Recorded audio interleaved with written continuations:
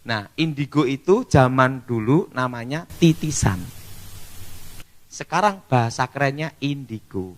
Jelas? Saya berani katakan anak indigo adalah anak yang berdasarkan keturunan terikat oleh kuasa kegelapan setan-setan. Berarti saudaraku yang kekasih dalam Tuhan, anak-anak yang perlu dilepaskan dari kuasa setan.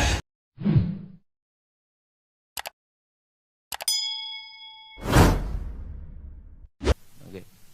Bagaimana dengan orang indigo yang bisa melihat dunia lain? Itu kasus titisan. Nah, indigo itu zaman dulu namanya titisan. Sekarang bahasa kerennya indigo. Jelas? Nah, sekarang saya beritahu tentang kasus titisan. Anak di bawah usia 5 tahun melihat setan itu bukan karunia, tapi kutukan. Bahwa dari jalur kakek neneknya itu terlibat kuasa kegelapan. Dan roh ini mau masuk ke generasi berikutnya. Merasakan adanya setan beda dengan melihat setan. Semua manusia dan binatang bisa merasakan adanya setan.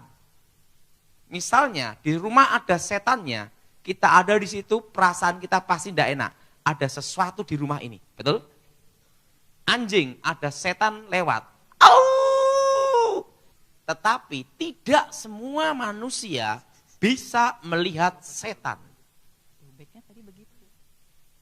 Anak di bawah usia 5 tahun, dia komunikasi dengan setan dan melihat setan, dan sewaktu-waktu dia bisa menggunakan sesukanya dia. Mau lihat-lihat langsung, hati-hati. Itu titisan.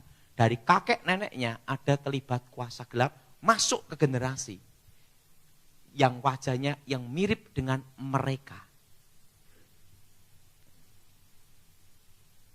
Jelas? Jelas?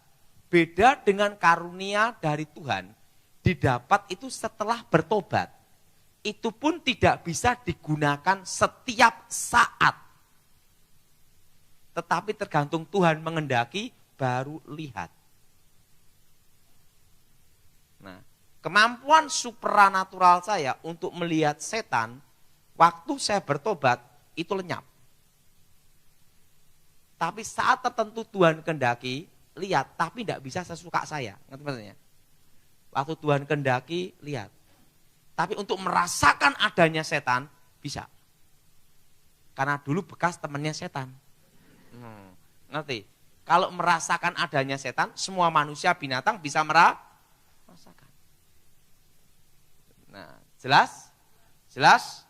Nah, berarti kalau ada kutuk titisan ini, harus dipatahkan, diputuskan dalam nama Yesus. Namanya kutukan generasi. 3-4 generasi. Wajah saya itu tidak mirip ayah saya. Dan tidak mirip mama saya. Nah, wajah saya itu mirip dengan kakek saya. Menurut kakek saya lebih tinggi dari saya, lebih tegap. Nah, waktu saya usia 3-4 tahun, saya sering komunikasi roh. Dan umur 5-6 tahun, kalau saya memandang sesuatu, konsentrasi, benda terangkat. Pensil, dulu pensil, korek api, pandang gini aja, konsentrasi terangkat semua. Nah, tapi belum ngangkat rumah, belum bisa. Jadi baru kertas, buku gitu tuh, tas gitu, gini, terangkat. Nah, waktu itu dikira itu adalah anugerah dari Yang Maha Kuasa. Waktu usia 9 tahun, saya ketemu kakek nenek guru saya, buyut saya. Disitulah guru saya menjelaskan, itu adalah dasar untuk mempelajari ilmu santet.